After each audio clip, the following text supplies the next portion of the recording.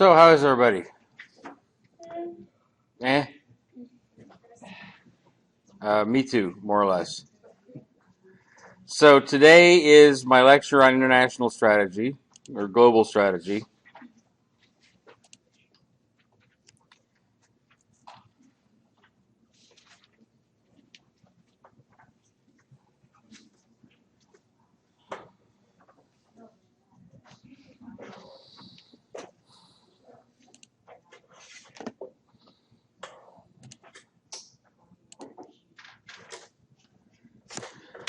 So, oh, I need a projector.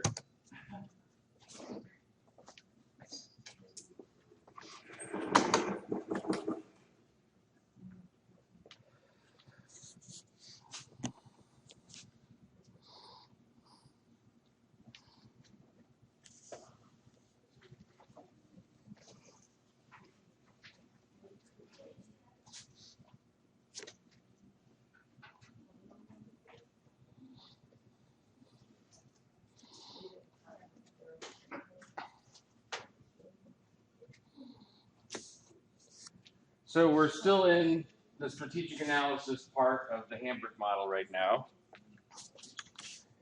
And this will be the last lecture in strategy formulation, international strategy. So, this corresponds with chapter 8 in your book. Opportunities and outcomes of international strategy. So, the basic benefits of international opportunities are things like increased market size, economies of scale and learning, location advantages, strategies for exploring those opportunities are both international business level and corporate level strategy. That could consist of a multi-domestic strategy, a global strategy, or a transnational strategy, all the three of which we'll get into in later slides here. And then once you've determined what your international strategy is, you need to determine what your mode of entry into new markets will be. That could be exporting, licensing, strategic alliances, acquisitions, or a new wholly owned subsidiary. After determining your entry mode and entering into a new market, deal with various management problems and risk, and that hopefully results in improved performance and enhanced innovation. So, establishing international operations, choosing between localized, multi-country, and global strategies. This is basically about deciding on the degree to vary your competitive approach by country, depending on cross-country differences in buyer preferences as well as market conditions. 4 different types of international strategy. Differing depending on the need for global integration and the need for local responsiveness. So if you've got low need for integration and low need for local responsiveness, you tend to go with an export strategy. A good example of that would be Tabasco. Tabasco sauce is made in Louisiana, and no matter where you eat Tabasco, it's made in Louisiana and exported in bottles from there. So that's an example of an export strategy. If there's a high need for global integration, but a low need for local responsiveness, you tend to end up producing branded products in different locations. So Oreos are a good example of that. Oreo cookies are produced here in various locations in the United States. They're produced in China. They're produced in Europe. They're produced in Africa. They're produced in other parts of Asia, Australia, etc. So same branding, but localized production locations. If your need for local responsiveness is high, but your need for global integration is low, you tend to go with a multi-domestic strategy. A good example of that is Fox Broadcasting Company.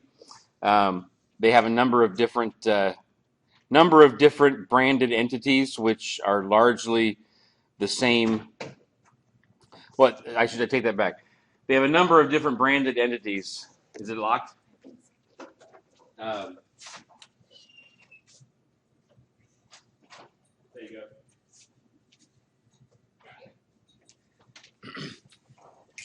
A number of different branded channels, which are different depending on which global market you're in.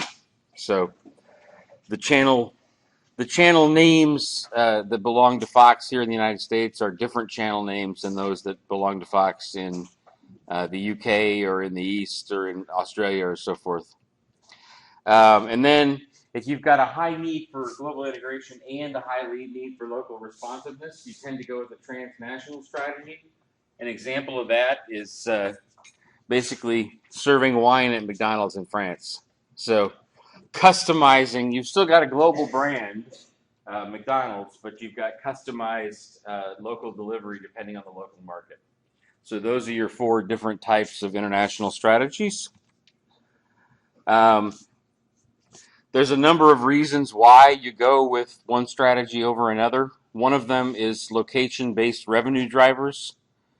So sales and marketing tactics vary from country to country based on things like consumer tastes and preferences, consumer purchasing power, consumer buying habits, distribution channels, demand for localized products, and the strength of competitive rivalry in a certain market. So depending on what local market you want to go into, the situation you face trying to sell your products is different in different countries. So one of the reasons that you tailor your international strategy to different local markets is to conform to local tastes and local competitive conditions. I'm actually noticing that in Globus. When I'm noticing the Asian market for the low-end cameras, I think it was, doesn't seem to like discounts. Interesting. But in the North American market, if you try to take away discounts, you start losing market share really quickly.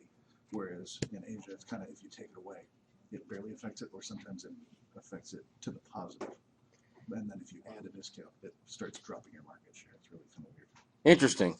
So, good example of tailored local markets in Globus we just had here, of the Asian market being less sensitive to discount policies than the other markets. So another good example. In addition to location-based revenue drivers, there's also location-based cost drivers. So manufacturing costs can vary from country to country based on wage rates, worker productivity, government regulations, inflation and exchange rates, energy costs, tax rates. There's a number of different reasons why your costs vary from local market to local market. Knowledge sharing. Multinational and global companies are able to coordinate activities across borders to achieve competitive advantage by transferring knowledge and skills developed in one location to a location in another country. And then, actually, before I do that, let me pull up a music video for a slight change of pace here. This is an example of knowledge sharing, actually.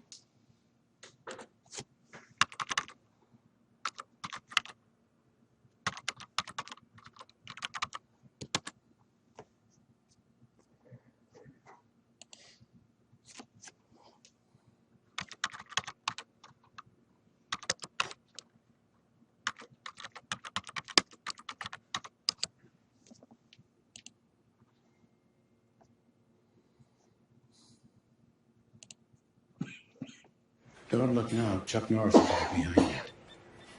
I heard superheroes read Chuck Norris comics.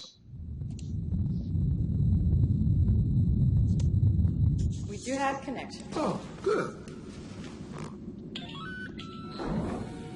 What's up, nephew Snoop? Oh, what's crippling, Uncle Bootsy? What's the first planet we're gonna funk, huh? Well, we got to hit all the unfunky folk. And that ain't no joke. So I guess we're gonna do Earth first. Pack a light bag, Bobby. This sounds like a job we're gonna love the work. Well, I'm up and away, baby Baba.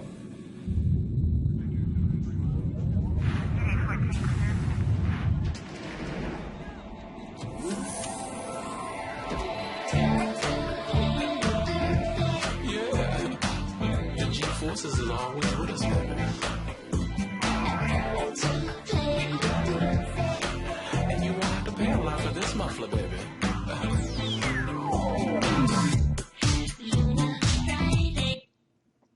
So that video gets a bit racier as it goes on, so I'll just play the beginning. But this is a great example of knowledge sharing across industries. Bootsy Collins is a Warner music artist, and you might think from having Snoop in the video and Bootsy and everything that this was produced here in the United States. It wasn't. It was produced in Hamburg, Germany. So the entire concept for this album and this video came originally from East West Records, which is Warner's subsidiary in Germany, and only after it was released in Germany did it get released here.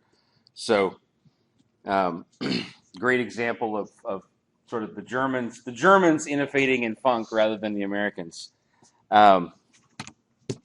So great example of knowledge sharing across countries for international business. There's also a concept of profit sanctuaries, which basically are protected markets that provide multinational companies with substantial profits. So usually your domestic market is the most likely chief profit sanctuary. And a profit sanctuary can give a multinational company additional financial resources to wage a market offensive against a domestic-only competitor in their home market. So if you earn a bunch of extra profits in one market, you can take those profits and sink them into trying to develop market share in another country. You can do that by lowering price or offering more promotions. A lot of the same stuff that you see in Globus. Each company in here started with a domestic market where they were strongest, and you basically use the profits from that market to try and increase your market share in the other markets. So international entry modes. They vary depending on the level of investment risk that you want to undertake and the level of ownership and control that you take on. And in general, as you see, it goes upward to the right, which means the more investment risk you take on, the more ownership and control you have, the more investment risk you have.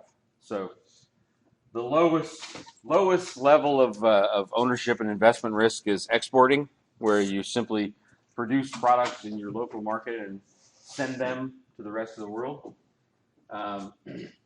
Licensing is the next least risky. That involves signing a contract for another company to represent you in a foreign country and be able to use your technology there. Franchising, like with McDonald's or Starbucks or companies like that, you basically a local entrepreneur purchases the right to use the brand and technology of the parent company. Strategic alliance is where two companies will cooperate with each other without creating a new venture. A joint venture is where two companies go together to create a new venture, and then a wholly owned subsidiary is when your company actually creates a new company of its own in the new target market. So some of the salient points of each of these international entry modes. Exporting involves using domestic plants as a production base and exporting for foreign markets. It's an excellent initial strategy for pursuing international sales when you're just starting to get into international marketing. Some of the advantages are that it minimizes your risk and your capital requirements. It's a conservative way to test international waters, and it minimizes direct investment that you have to make in foreign countries. It's vulnerable or not as advantageous when manufacturing costs in your home country are higher than those in foreign countries where rivals have plants.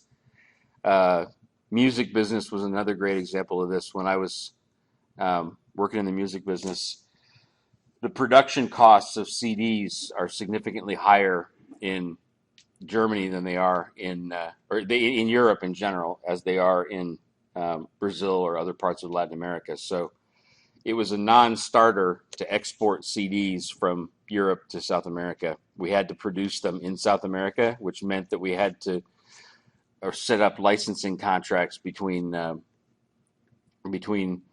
one record label in Europe and another record label in South America. So it's also not advantageous when there's high shipping costs involved. So as the products get bigger and heavier, it tends to be less advantageous to export them because it costs a lot of money to ship big, heavy things around the world. Licensing basically grants rights to another firm to produce or sell a product or service. Anheuser-Busch is a good example of this. They license their brand to various other brewers around the world. This makes sense when a firm has valuable technical know-how or a patented product of some kind, but does not have international capabilities or resources to enter foreign markets. It desires to avoid risks of committing resources to international markets which are unfamiliar, have economic uncertainty of some kind, or are politically volatile. The big disadvantage of licensing is you risk providing valuable technical know-how to foreign firms and losing some control over the use of that technology. Franchising basically grants to another firm the right to open a retail store using the name and operational processes of another company.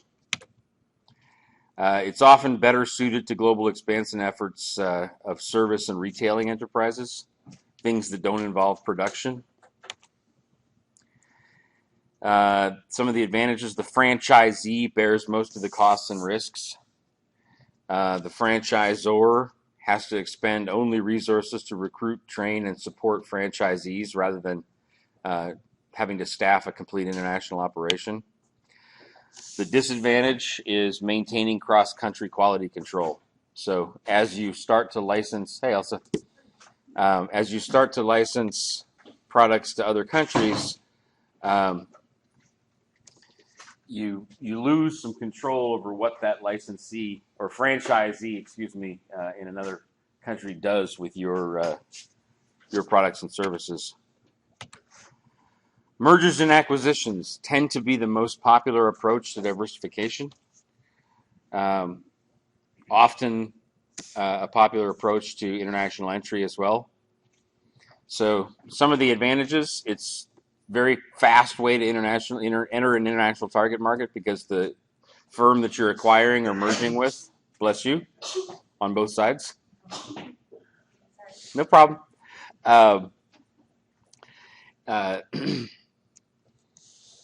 The company that you're buying or merging with is already up and running in the target country, so you don't have to take any time to get established.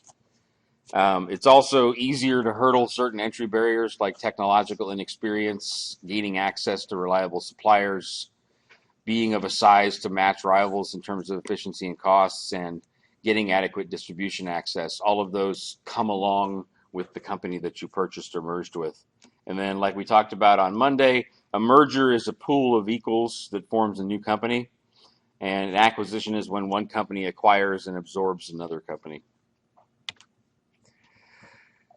Strategic alliances and joint ventures, a good way to diversify when it's uneconomical or risky to go it alone.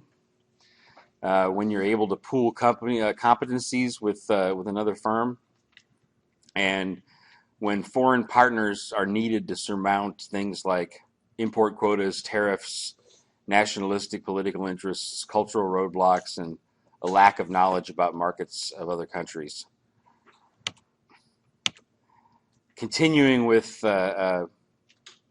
strategic alliances, some of the drawbacks: figuring out which partner is supposed to do what, and who has effective control. Control over strategy and long-term direction, control over how operations will be conducted, control over cash flows and profits, control over personalities and cultures of the two different partners. as a underlining statistic for the drawbacks of strategic alliances, about 60 to 70% of them fail each year. So it's hard to get one that actually works. And then finally, a wholly owned subsidiary. This is most attractive when you've got a lot of time on your hands. Incumbents are slow in responding. When the subsidiary is relatively less expensive to set up, when your company already possesses the skills needed for the target market, when additional capacity in the company will not create an adverse impact of some kind, and when a new startup in the new country does not have to go head-to-head against powerful rivals.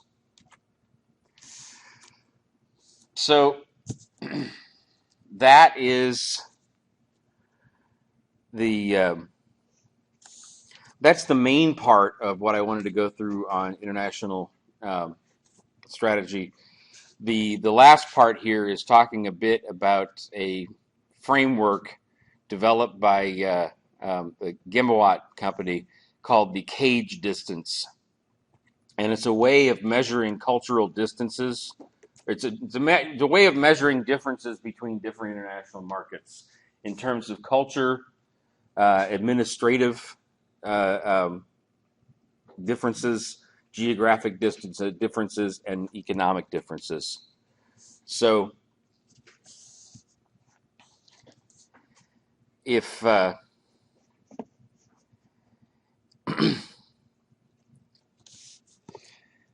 if the distances, if you have differences in countries that are based on language, religion, norms, or ethnicity, so cultural differences, it's going to tend to affect industries like that are involved with linguistic issues in some kind. So media, music, alcohol. If the differences between countries or the similarities between countries are administrative in nature, so things like political differences, monetary differences, differences in the legal system, industries that are of strategic importance, like energy, defense, and telecom, tend to be the ones that are affected most.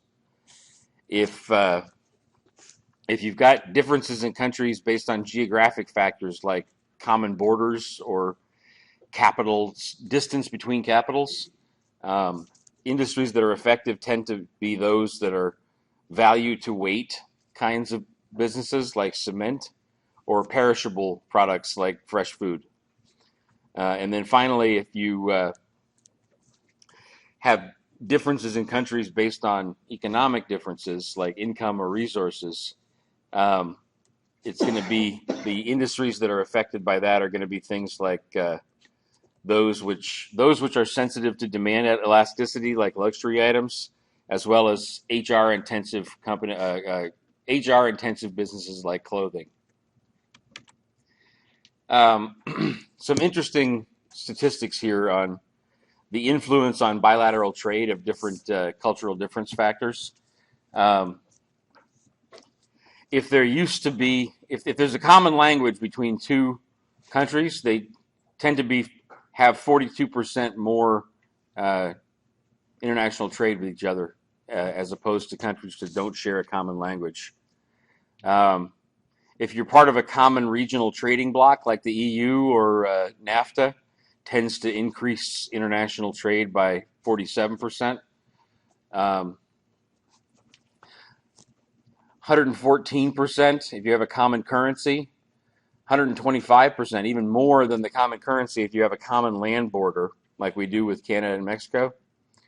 And then finally, interestingly, the thing which most influences international trade is whether the countries have a colonizer former relationship. So if the country, like the United States and England used to be a colonial relationship with each other, so we tend to have much higher bilateral trade than we do with countries that were not part of the former British Empire. And then finally, some other statistics on the influence of cultural distance on trade. Um,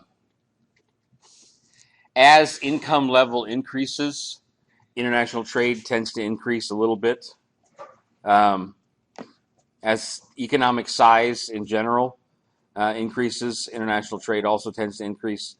Physical distance and physical size, as countries get bigger and geographically, and as they get farther away from each other geographically, they're less likely to trade with each other. Access to an ocean in general. Well, I should say not with each other. As a country's income level increases, their likelihood to trade internationally increases. Same thing with economic size. As a country is more geographically isolated or further away from other countries in the world, it tends to be less likely to trade internationally. As the country gets bigger geographically, it tends to be less likely to trade internationally. If that country has access to an ocean, it's 50% more likely to engage in international trade, or engages in 50% more international trade. If it shares a common border with another country, 80%. If it shares a common language, 200%. Common regional trading bloc, 330%. Common, so polity or political environments is 300%. Common currency, 340%. And then again, this colonizer relationship, 900% increase unilaterally on international trade. So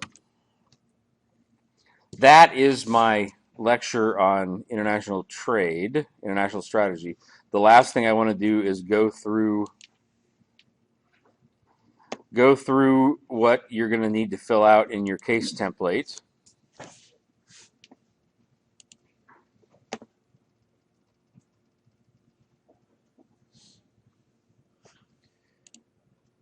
So scrolling down, the international strategy section is part of the overall strategy analysis section. So after corporate level strategy, you've got international strategy. And this is a combination of copy and paste and in your own words. So for location advantages, I want you to go to ProQuest or Google or some internet resource and find an example of how the company tailors production or sales and marketing in different markets. And if it's not an international company, if it's a national company in nature, then I want you to do the same thing for different regions in the country rather than for different countries in the world. Value chain improvements, I want you to find an example of what a non-headquarters location is doing that is innovative in some way. For profit sanctuaries, I want you to give me an example of what the market shares for the market shares for the company are in different countries or different regions. For global entry mode, I want you to give me an example of the entry mode that the company has used in a certain international market. So was it licensing? Was it exporting? Was it a wholly owned subsidiary? Was it franchising? Was it a strategic alliance? Was it a merger and acquisition? And then finally, I want you to explain to me what you think the cage distance is. So cultural, administrative, geographic, and economic distance between the company's home market and some international market in which it's active. So that last one, those last two are going to be in your own words. The first three are going to be copy and paste from news articles that you find in either ProQuest or Google. Does that make sense to everybody? Okay, well, my switch from quarters to semesters has tended to create like extra time in classes where I don't have anything planned. So I'm done again for today.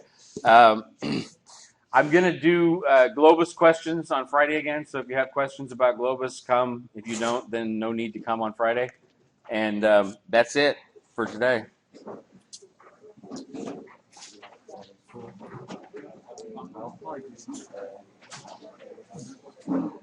Save it. Actually, since it's shared, that's the end